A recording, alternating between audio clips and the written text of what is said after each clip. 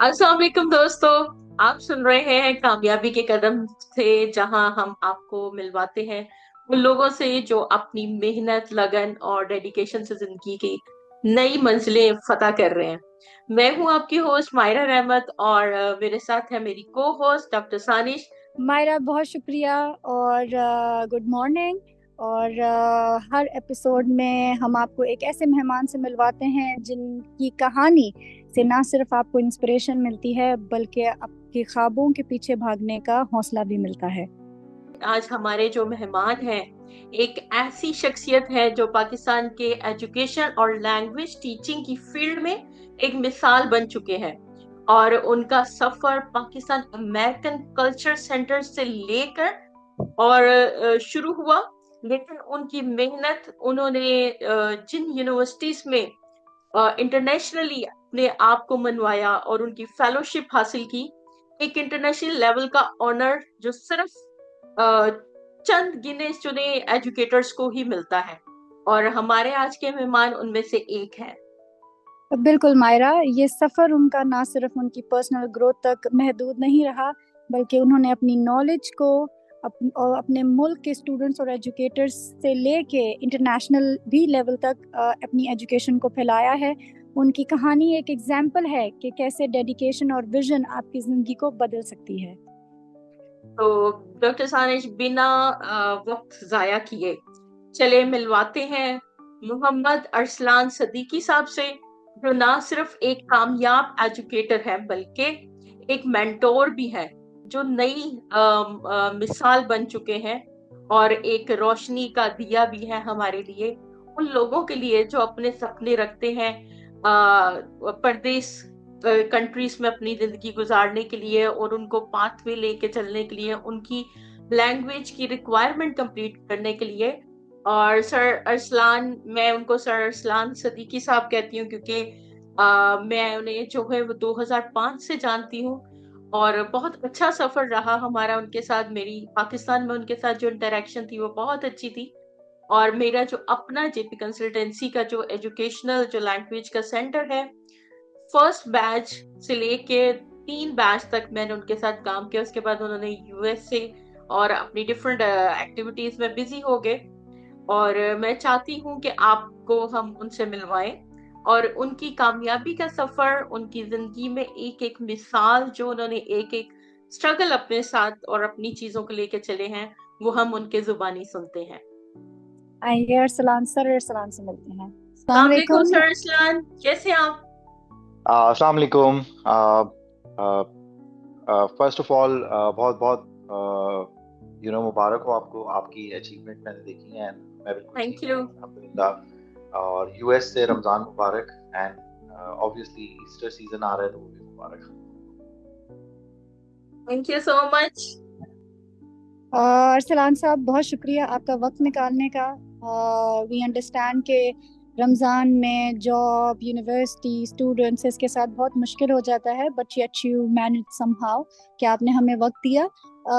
आपसे रिक्वेस्ट करेंगे कि आप थोड़ा सा अपने बारे में बता दें। कुछ इंट्रोडक्शन मैं और मायरा ऑलरेडी कर चुके हैं, पर हम आपसे सुनना चाहेंगे स्पेशली आपके एजुकेशनल सफ़र के बारे में जो कि पाकिस्तान से शुरू होके यूएसए में है। अस्सलाम वालेकुम एवरीवन। सबसे पहली चीज़ तो ये है कि बहुत बहुत शुक्रिया आप लोगों ने मेरा जो तारुफ कराया, और वही काफ़ी है। लेकिन फिर भी मैं आपको थोड़ा सा अपनी जर्नी के बारे में बता सकता हूँ कि इस वक्त मैं यूनाइटेड स्टेट में नेशनल टेनेसी में वेंडरबिल्ट यूनिवर्सिटी में अपनी फेलोशिप कर रहा हूँ, और टेनेसी स्टेट यूनिवर्सिटी में अपनी प्रोफेशनल एफिलिएशन कर रहा हूँ, मैं वहाँ पे पढ़ा रहा हूँ। तो राइट नाउ इस वक्त मेरा जो यूनाइटेड स्टेट्स में जो प्रोफेशनल जर्नी है, इस वक्त वो 3 यूनिवर्सिटी के साथ चल रही है। वेंडरबिल्ट यूनिवर्सिटी जिसने मुझे होस्ट किया है हम्फ्री फेलोशिप, जिसका मैं स्कॉलर हूँ। टेनेसी स्टेट यूनिवर्सिटी जहाँ पे मैं इस वक्त प्रोफेशनल एफिलिएशन कर रहा हूँ, अल्हम्दुलिल्लाह मैं मुझे वहाँ पे एक्सेप्ट किया गया है। Then my journey carried on. Belmont university जिसके साथ मेरी प्रोफेशनल डेवलपमेंट हो रही है। तो तीनों यूनिवर्सिटीज जो है टेनेसी की रिनाउंड यूनिवर्सिटीज हैं, यूएस की बड़ी यूनिवर्सिटीज में से एक आती है। वेंडरबिल्ट साउथ की सबसे बड़ी जो है प्राइवेट एंटिटीज में से आती है। जो मेरी जर्नी स्टार्ट हुई है वो ऑब्वियसली बिल्कुल उसी तरह स्टार्ट होती है जैसे हर कराची या हर पाकिस्तानी की होती है।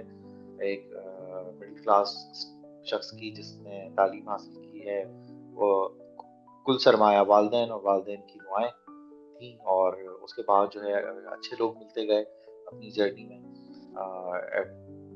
दोनों स्टूडेंट के तौर पे भी, यानी दोस्तों के तौर पे भी, पेयर्स के तौर पे भी, और उसके बाद टीचर्स मिले, कुछ ऐसे मेंटोर्स मिले जिन्होंने मुझे गाइड किया और मैं आज यहाँ पर हूँ। तो अगर ये कहना बिल्कुल गलत नहीं होगा कि there are lot of people behind me my so far, जो भी इसको हम कहते हैं, जो मेरी जर्नी है। सक्सेस तो मैं नहीं कहूँगा क्योंकि अभी तो बहुत सारी चीज़ें अचीव करने के लिए, लेकिन स्टिल मैं अपने आप को बहुत खुशकिस्मत समझता हूँ कि मैं बहुत कम स्टूडेंट में से एक हूँ जिसको ये हमफ्री स्कॉलरशिप मिली है और मैं यूनाइटेड स्टेट्स 2 दफ़ा आया हूँ।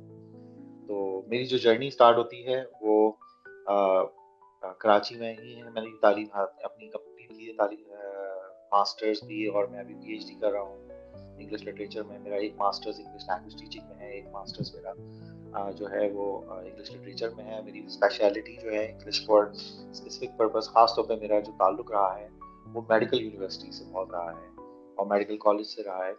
तो मैंने स्टार्ट किया था अपना career Pakistan American institute PAI, Pakistan American institute, जो कि करीमाबाद पे है। देन वहीं से मुझे दूसरा चांस मिला जो कि एक बड़ा इंस्टीट्यूट था, पाकिस्तान अमेरिकन कल्चरल सेंटर, जो कि पाकिस्तान का सबसे बड़ा और सबसे पहला जो है इंग्लिश लैंग्वेज इंस्टीट्यूट है, जो कि बहुत बड़े पैमाने पे अपने ऑपरेशंस करता है। अभी भी उसकी 2 या 3 ब्रांचेस मौजूद हैं। और पाकिस्तान अमेरिकन कल्चरल सेंटर के बाद जो है मैं वहीं से मेरा जो है बूस्ट मिला मुझे कि मैं नर्सिंग कॉलेजेस में मैंने पढ़ाना शुरू किया। फिर मुझे Dow university of health sciences में एज अ लेक्चरर जॉब मिली एंड तकरीबन मैंने वहाँ पे अपनी ज़िंदगी के 9 साल दिए हैं नर्सिंग इंस्टीट्यूट को, रेडियोलॉजी को, बायोमेडिकल टेक्नोलॉजी को। रिसर्च एरिया में भी मैंने वहाँ पे टीचर्स के साथ काम किया, मास्टर्स के स्टूडेंट्स को पढ़ाया। और उसके साथ साथ फिर उसके बाद जो है मैंने अपनी TESOL teaching English as a second language course किया। एरिज़ोना स्टेट यूनिवर्सिटी से मैं professional development for teachers trainer किया। उसके बाद मुझे अल्हम्दुलिल्लाह चांस मिला कि मेरी प्रेजेंटेशन एक्सेप्ट हुई टेसल कन्वेंशन में 2023 में, and I came to US to present my talk in tassel.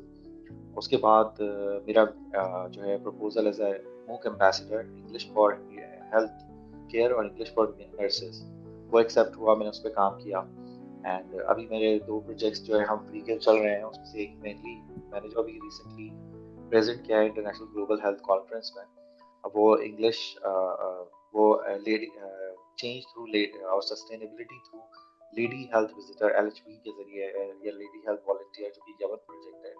And उस पर भी मैं अल्लाह का जितना शुक्र अदा करूँ या अपनी टीम मेंबर्स का जितना शुक्र अदा करूँ जो US में मेरे साथ कोरियन स्टूडेंट थे, सम चाइनीज स्टूडेंट थे, उनके साथ मिलकर हम लोगों ने प्रोजेक्ट किया था and we got accepted out of all many teams, we were the 24 teams। तो हमने उस पे काम किया। उसके बाद मेरा वैंडरबिल्ट यूनिवर्सिटी के साथ अपना इम्पैक्ट प्रोजेक्ट चल रहा है, जैसा हम फ्री चल रहा है। तो ये मेरी जर्नी रही है।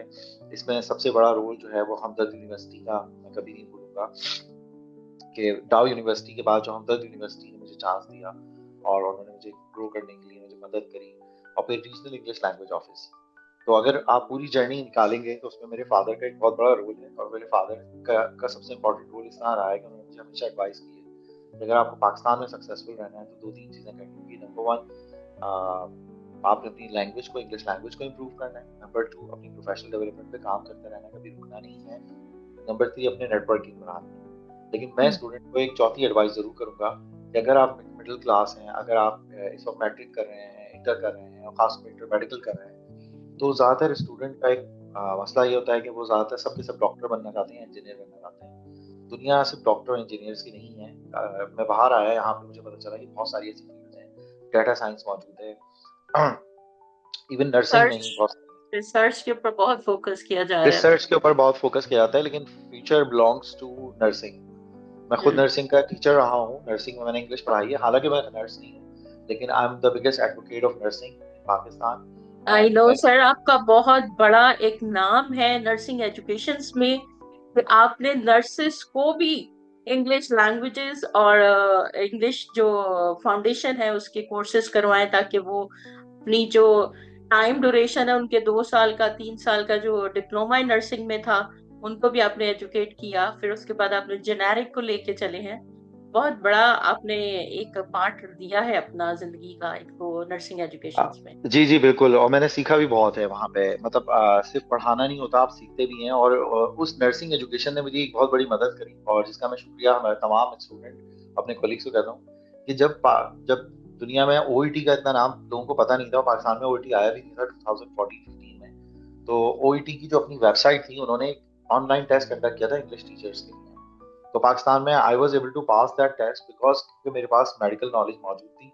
तो आई गॉट इसको समझ लें कि वो एक स्कॉलरशिप थी या ट्रेनिंग थी जो मुझे फ्री ऑफ कॉस्ट मिली थी, which would have cost me a lot just because I had a medical background and I knew notes क्या होते हैं, आई न्यू जार्गन्स क्या होते हैं, नर्सिंग नोट्स क्या होते हैं, क्या नाम है, पेशेंट कॉन्सेंट क्या होती है, या पेशेंट की थेरेपेटिक कम्युनिकेशन क्या होती है। तो nurses and doctors have played an important role in my life. मैं बिल्कुल बताऊंगा, नर्सेज और डॉक्टर्स दोनों का मेरी जिंदगी में बहुत बड़ा रोल है। मैं अभी अपना डाटा चेक कर रहा था, जो मैं आईएलटीएस और ओईटी पढ़ाता आया हूँ। तो अगर मैंने 100 स्टूडेंट्स पढ़ाए हैं तो उसमें 78 मेरे पास नर्सिंग और डॉक्टर्स मौजूद हैं, और उसमें नर्सिंग का रेशो तकरीबन 54% है दैट्स आईएलटीएस। ग्रेट। इसका तो मतलब है नर्सेस को मुल्क से बाहर जो उनकी इनिशियली जो उनकी बुनियाद है वो उसकी सारा सेहरा तो आपके सर जाता है सर। नहीं सहरा, मेरे सर तो सारा नहीं जाएगा। जो है, बहुत सारे इंस्टीट्यूट हैं जो पाकिस्तान में काम कर रहे हैं, they are doing a good job. और बहुत सारी यूनिवर्सिटीज हैं अब जो कि खुद इंग्लिश पे काम करा रही हैं। मैं बिल्कुल क्रेडिट दूंगा। जैसे मैं पंजाब गया तो मैंने कुछ यूनिवर्सिटीज देखी जो कि खुद इंटरेस्ट ले रही थी, and I was invited to give a talk on OET, occupational English test for nurses and IELTS. Specially क्योंकि नर्सेज के जो नर्सिंग के बच्चे होते हैं जो पोस्ट स्टार्ट कर रहे होते हैं, जो कि डिप्लोमा अनफॉर्चुनेटली अब नहीं हो रहा, ये एक अलग चीज है, अलग डिबेट है। लेकिन जो जेनेरिक कर रहे हैं या वो कर रहे हैं, मास्टर्स कर रहे हैं, तो पहले वो इंग्लिश पे इतना ध्यान नहीं देते थे क्योंकि अपने कोर सब्जेक्ट्स पे होते थे। लेकिन जब उनको पता चला कि क्योंकि मैं आपको बता दूं कि nursing is one of the ways in which Pakistan can also make a lot of revenue. और पाकिस्तानी गवर्नमेंट को इस चीज का एहसास भी हुआ है, स्पेशली पिछले 5 से 7 8 साल के अंदर। और उन्होंने इंटरनेशनल लेवल्स पर पाकिस्तानी नर्सेज को और वैल्यू कराया, रिकग्नाइज कराया। इसमें आपका भी रोल है मार्था। मैं देखता रहता हूँ आपकी एक एजेंसी के तौर पे, आप एक एज ए रिक्रूट के तौर पर एंड जेन्युइन रिक्रूट के तौर पर, सबसे अच्छी बात ये थैंक होती यू। है थैंक यू। कि हाँ, क्योंकि एक एक बहुत बदकिस्मती की बात यह है कि हमारे बच्चों को और हमारे लोगों को बाहर ले जाने के नाम पे बेवकूफ भी बहुत बनाया जाता है। बिल्कुल और बिल्कुल। आप शायद, अगर आपको याद हो तो मेरी आपसे एक दफा डिस्कशन भी हुई थी कि कुछ स्टूडेंट के साथ चीट हुआ था, and I was very upset about it. क्योंकि आपको पता है कि पैसे बच्चे, कोई भी शख्स है जो पैसे किस तरह कमाते हैं पाकिस्तान के अंदर, किस तरह जोड़ते हैं। और तो आई वुड से कि इसमें बहुत सारे लोगों का रोल है। हाँ, मैंने ओईटी बहुत पहले से पढ़ाना शुरू किया है। आइल्स पढ़ाते पढ़ाते अब मुझे 21वां साल है। I am so happy that I started in 2004 as an IELTS trainer, and I was मैं एईओ ब्रिटिश काउंसिल, और अब आईडीबी सर्टिफाइड भी हूँ मैं। दूसरा, ओईटी बहुत पढ़ाते हुए खुशी मुझे, हुई सर अरसलान आपका ये सुन के कि आपने अपनी एफर्ट और अपनी लर्निंग को स्टॉप नहीं किया। ये एक सीखने की बात है। जी बिल्कुल, लर्निंग कभी भी स्टॉप नहीं होती है। We need to continue learning from each other from everyone. और इसका क्योंकि देखें, आपको अगर मार्केट में रहना है, ग्लोबल मार्केट में रहना है, ये सिर्फ हमारे लिए नहीं, बल्कि मैं यहाँ अमेरिका में आके देखा है, यहाँ पे बड़े बड़े प्रोफेसर हैं जिन्होंने अपने आप को पिछले 2 से 3 साल के अंदर बहुत चेंज किया है। बाकायदा वो क्लासेस ले रहे हैं। ये बड़ा पाकिस्तान में भी ये रुझान आना चाहिए। मैं वैंडरबिल्ट यूनिवर्सिटी में हूँ, टीएसयू में हूँ। जो मेरी हेड, जो मेरी रिपोर्ट, जो मेरी डायरेक्टर है, ब्रिजिट ग्रोफस्की। तो ब्रिजिट भी मेरे साथ 1 या 2 क्लासेस ले रही होती हैं, और मैंने पूछा उनसे, तो उनका ये जवाब था कि भाई दुनिया चेंज हो रही है, एआई आ रहा है, आर्टिफिशियल इंटेलिजेंस आ रहा है, तो अगर मैं नहीं पढ़ूंगी तो मैं पीछे रह जाऊंगी। तो ये मैंने यहाँ पे एक लगन देखी लोगों के अंदर। मतलब हमारे यहाँ पे अमेरिका की खास बात ये है कि आपको एक ही क्लास के अंदर अंडर ग्रेजुएट बच्चा भी बैठा नजर आएगा, आपको मास्टर्स का भी नजर आएगा, पीएचडी का नजर भी आएगा, और प्रोफेशनल भी नजर आएंगे। तो यहाँ पे लर्निंग जो है ना, they take it very seriously too as a professional development. इसलिए इन्होंने इसके अलग अलग नाम रखे हैं। पीटी नाम रखा है, professional development, professional P, professional enhancement. मैं प्रोफेशनल एनहांसमेंट के लिए जो है बाल्टीमोर गया था अपनी ग्रांट राइटिंग वर्कशॉप के लिए अभी। तो यहाँ पर भी, तो पाकिस्तान में भी टीचर्स को ये सोचना होगा, खासतौर पर यूनिवर्सिटी टीचर्स को, स्कूल टीचर्स को, और नर्सिंग के टीचर्स को भी, और जो मेडिकल एजुकेशन के हैं तो उनको अपनी कंटिन्यूस मेडिकल एजुकेशन पे काम करना होगा। टाउ यूनिवर्सिटी का नाम मैं जरूर लूंगा, तो उसका सीएमई का डिपार्टमेंट बहुत अच्छा है, कंटिन्यूस मेडिकल एजुकेशन। मेरी कुछ एफिलिएशन और भी नर्सिंग इंस्टीट्यूट से रही है, तो they are doing a good job. But अभी जो है दुनिया को देखते हुए हमें अपने आप को तब्दील करना सर, आपसे हमारा अगला सवाल होगा कि आइल्स और ओईटी में आपके स्टूडेंट्स के लिए सबसे ज़्यादा बड़ा चैलेंज क्या होता है और आप उस चैलेंज को ओवरकम करने में उनकी मदद कैसे करते हैं? इसके दो पहलू हैं। पहला पहलू होता है इंटरनल, कि बच्चे, स्टूडेंट, और जब मैं स्टूडेंट से इंटरेक्ट कर रहा हूँ, वो पढ़ रहा है मेरे पास। लेकिन सबसे पहली चीज़ ये है कि आप कभी भी मुझसे साइन अप करें, आइट्स, ओईटी, किसी भी से भी साइन अप करें, मेक श्योर करें कि आप एक असेसमेंट टेस्ट दें। असेसमेंट टेस्ट आपकी और ट्रेनर की एक अंडरस्टैंडिंग डेवलप करता है। और असेसमेंट जो है वो आपका बड़ा जेन्युइन होना चाहिए, जिसमें इंडिविजुअल फीडबैक आए, ताकि ये पता हो कि आप कहाँ पर खड़े हुए हैं। हर स्टूडेंट का लेवल अलग होता है। मैं बिल्कुल ये नहीं कहता कि हर स्टूडेंट को कि वो 2 महीने में ओईटी कर लेगा और 1 महीने में आइट्स कर लेगा। I never made this commitment. I say that आप असेसमेंट करें। स्टूडेंट ज़्यादातर जो स्ट्रगल करते हैं वो अपनी प्रोनाउंसिएशन की वजह से स्ट्रगल करते हैं पाकिस्तान के अंदर। They need to work on their pronunciation, they need to do listening a lot. दूसरा जो होता है रीडिंग एक ऐसा एरिया है जहाँ पे स्टूडेंट को गाइड चाहिए होती है। आई वुड से कि स्टूडेंट को इंडिविजुअल फीडबैक की जरूरत होती है। दूसरा जो पहलू है इसका वो है एक्सटर्नल। एक्सटर्नल ये है कि आइल्स के तो टीचर्स बहुत मिल जाएंगे आपको, लेकिन क्या वो टीचर्स, आप जिनके जिनके साथ आप पढ़ रहे हैं, या मैं भी हूँ, कोई भी, क्या आपको मैं इंडिविजुअल टाइम दे रहा हूँ, मैं आपकी राइटिंग का फीडबैक दे रहा हूँ?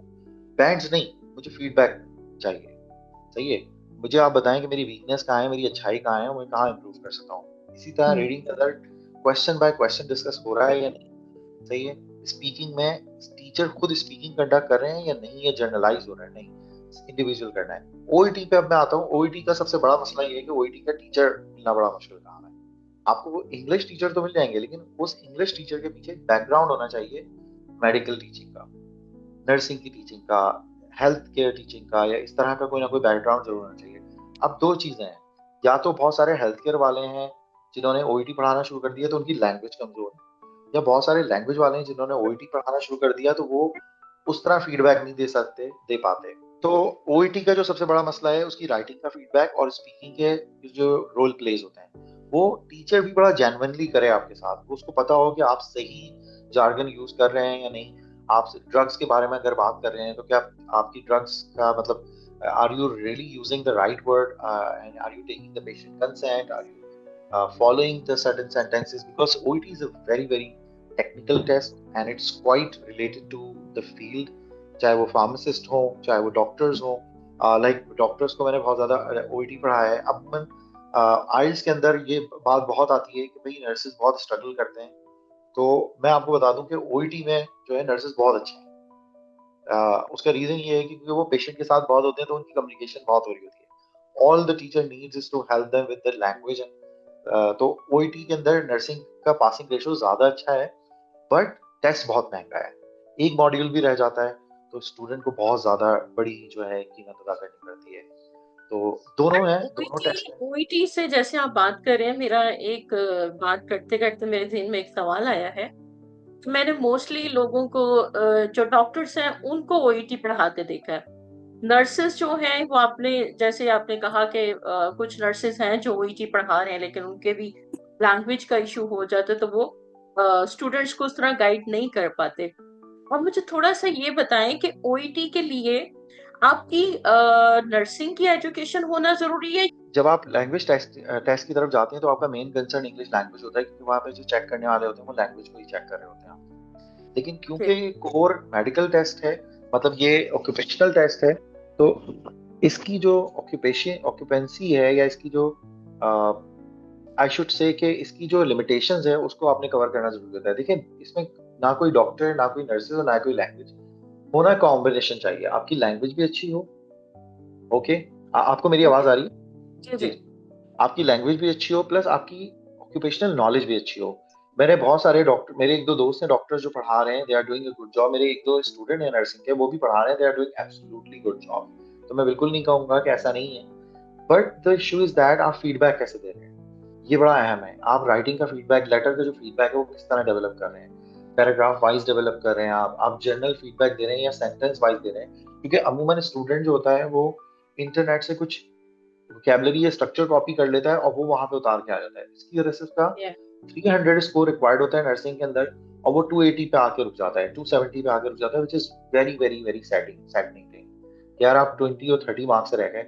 वो 20 और 30 मार्क क्या होते हैं, वो आपकी रूब्रिक्स के अंदर उन्होंने लिखा होता है कि आपकी जो लैंग्वेज होती है वो बहुत ज्यादा नेचुरल होनी चाहिए। अगर इस पे मैं मशवरा दे सकता हूँ स्टूडेंट को, आप सिंपल एक काम करें, आप एनएचएस की वेबसाइट्स पे जाएं या ऑस्ट्रेलियन हेल्थ केयर की जो इनकी वेबसाइट है इस पे जाएं, सैंपल्स देखें कि नर्सेज नोट्स कैसे लिखते हैं, वहां पेशेंट नोट्स रिकॉर्ड कैसे बनाते हैं। पूरी दुनिया के अंदर नर्सिंग की बड़ी अथॉरिटी होती है, वो अपने रिकॉर्ड मेंटेन करते हैं। आप उनको देखें, वो बहुत नेचुरल लिख रहे होते हैं, वो कोई बहुत प्रोटोटाइप या बहुत ज्यादा फिक्स्ड फ्रेजेस यूज नहीं कर रहे होते हैं। तो ये आपको हेल्प करेंगे। सेकंड ये है कि एट योर वर्क प्लेस, सारे बच्चे जितने भी नर्सेज आते हैं, नर्सिंग में हमेशा बहुत फख्र से बात कहता हूँ कि नर्सिंग वो वाहिद दायरा है या वाहिद ऑक्यूपेशन है जिसमें मैंने कभी किसी को बेरोजगार नहीं देखा, नर्सेज Yeah, और that's doctor. true. Yeah, that's हाँ, true. That's true. पूरी दुनिया में जहाँ मैं आपको बता देता हूँ, इस वक्त कनाडा के हालात बहुत खराब हैं हर प्रोफेशन से रिलेटेड। मेरे जितने दोस्त हैं जो इंजीनियरिंग वगैरह में हैं या इवन टीचर्स भी हैं, वो सफर कर रहे हैं वहाँ पे, सिवाय इसके कि nurses and doctors. Win Yeah. Doctors भी बहुत सफर कर रहे होते हैं, कभी कभार उनको लाइसेंस या मैच नहीं मिल रहा होता।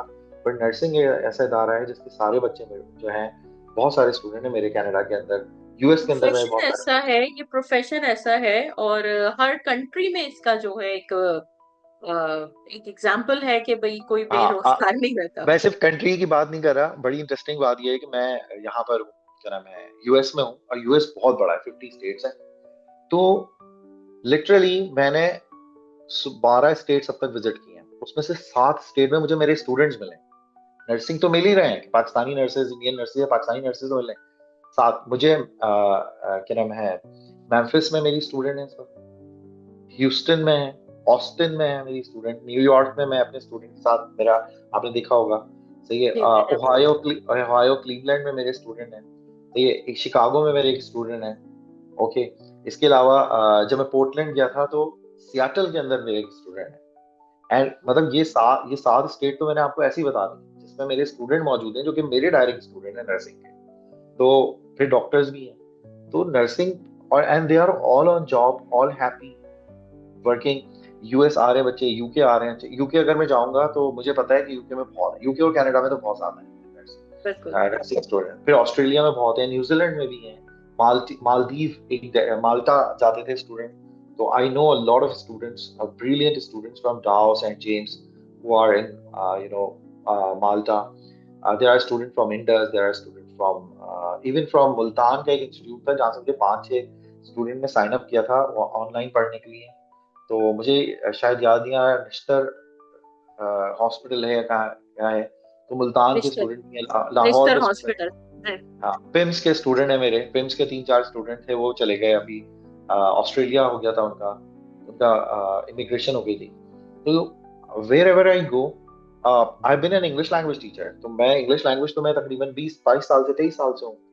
तो लेकिन नर्सिंग में मेरा जो करियर स्टार्ट होता है वो 2009 से स्टार्ट होता है, 8 से स्टार्ट होता है। तो विद इन दैट स्पैन मेरे इतने स्टूडेंट हैं कि they are around the world, and I am so proud of them, और मुझे बहुत अच्छा लगता है। और जाहिर सी जब भी मिलते हैं वो बहुत मोहब्बत, बहुत इज्जत करते हैं। और एक ग्लोबल देखे पाकिस्तान की कितनी बड़ी बात है कि वो पाकिस्तान को रिप्रेजेंट कर रहे हैं ग्लोबली। अभी मैं अपने शहर में नहीं हूँ, मैं एक और स्टेट में आया हूँ, ओहायो में, क्लीवलैंड, ओके, कोलंबस और सिंसिनाटी। तो यहाँ पे भी मैं अपने स्टूडेंट से मेरी मुलाकात होती है। सर ने बहुत अच्छा एक्सप्लेन किया कि ठीक है। हमें लैंग्वेज के लिए, ओईटी के लिए सिर्फ अपनी मेडिकल नॉलेज को ही नहीं प्रॉपर लेके चलना होता, उसके साथ साथ इंग्लिश की भी साथ में ज्वाइन जरूरी है। ठीक है, बिल्कुल। तो क्योंकि हमारा मैंने अगला। बहुत सारे लोगों से फीडबैक ये सुना था कि जिनकी लैंग्वेज की ज्यादा जरूरत है, अगर आपको नर्सिंग का एजुकेशन या नर्सिंग की अगर आप कोई डायग्नोज नहीं भी प्रॉपर लिख रहे हो तो भी आपका ओईटी क्लियर हो जाए। तो मेरा ये कॉन्सेप्ट बड़ा नहीं नहीं बैड नहीं नहीं, no no no no no, याद रखिएगा कि मैंने हमेशा स्टूडेंट को ये बात बताई है कि डायग्नोसिस या नॉलेज को लेकर, कंटेंट नॉलेज को लेकर, और क्योंकि ये ऑक्यूपेशनल टेस्ट है ना, ओईटी, अगर ये आर्ट्स के अंदर ये बात चल सकती है कि यार अगर कोई बीमारी का गलत नाम भी लिख दें, बीमारी का डायग्नोसिस भी लेटर के अंदर अगर गलत लिखते हैं आर्ट्स के लेटर के अंदर या आर्ट्स की एसए के अंदर, तो दो this won't make any difference या स्पीकिंग के अंदर, बट ओईटी में it will be considered when you are doing it. For example आप एक क्यू कार्ड जो चार्ट कार्ड होता है, उसका स्पीकिंग कार्ड होता है, तो उसका प्रॉम्प्टर आप उठा लें, उस प्रॉम्प्टर के अंदर सीक्वेंस अगर आप नोटिस करेंगे तो बहुत मेडिकली सीक्वेंस होता है। इवन अगर पेशेंट नर्स से सवाल भी करे होते हैं ना, आपने नोटिस किया होगा वाइटल साइंस और एबीजीज के सवाल को लेकर भी वो बहुत ज्यादा कोर होते हैं कि वाइटल साइन पहले आ रहे हैं फिर एबीजीज पे बात हो रही है।